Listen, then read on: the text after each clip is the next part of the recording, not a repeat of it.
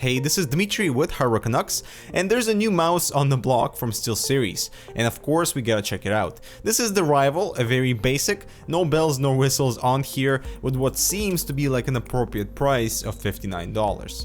The Rival is an optical mouse, and while still some people prefer optical sensors over laser for its supposedly more accurate tracking, I think it really boils down to ergonomics when it comes to mice in the current gaming scene. The 65 counts per inch sensor will be plenty sensitive for higher resolution FPS gaming, and the mouse actually tracked pretty accurately on both dark and light surfaces. Ergonomically, the Rival suits my preferences perfectly, with rubberized textured sides that help with steady grip without too much pressure from your thumb.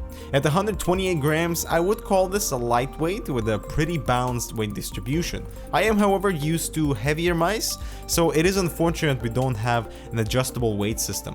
The slightly curved body and extra support on the right side make for one really comfortable mouse, whether you prefer claw grip so all fingers are placed naturally, or even palm grip with elevated top for larger hands. The Rival does feature customizable LED sections with the logo at the back that's pretty vibrant and of course multicolored, and then there's the scroll wheel. They are subtle, but having the ability to color match all your peripherals is definitely something of an expectation for a gaming product. We also have a replaceable piece at the rear with two rubber nameplates included. Steelseries does allow downloadable templates for 3D printing for really personal customization. To be honest, it is pointless, serves absolutely no functionality, and I would have preferred either a weight system to be included or even a slightly lower price tag. As for the buttons, Steelseries uses their own switches, so left and right click provide excellent tactile feedback with sturdy scroll wheel and sensitivity switch right behind with two settings. I prefer to run at 800 and 1600 Cpi for Battlefield to make my aiming quicker inside vehicles, and I found having just two sensitivity modes perfect without need to cycle through. The side browser buttons continue to travel even after they're registered and have a soft roll-off. This will prevent any disturbance to your tracking accuracy. And while I don't usually use these side buttons for gaming, remapping VoIP to my mouse for communication was very helpful.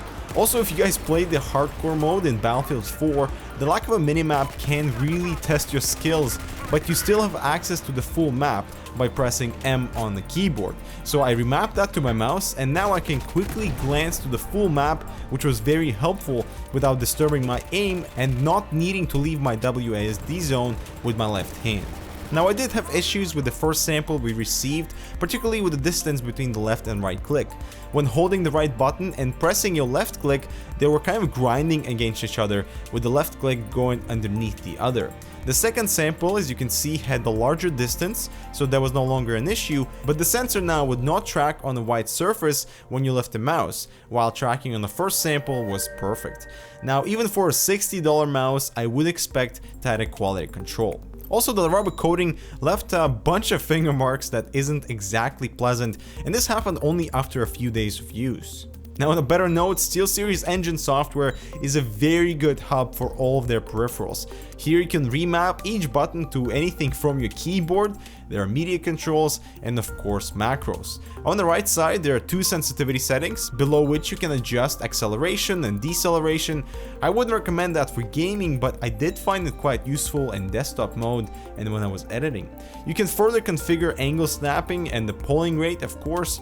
You can create profiles, which is very simple, and these profiles will auto launch with an application, so you can have gaming and editing profiles switching in the background depending on usage.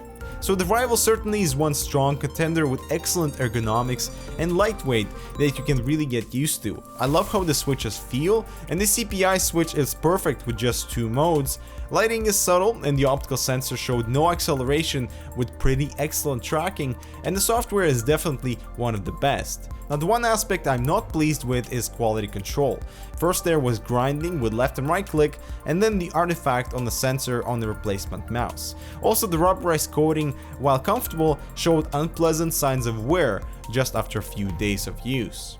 The Rival, however, has been my primary gaming mouse for over 3 weeks, as I love the shape and very pleased with tracking results. So if it is within your budget, it's definitely worth checking out. Well, that concludes our review of the Steelseries Rival optical gaming mouse. Thanks for watching, don't forget to subscribe, and we'll see you in the next one.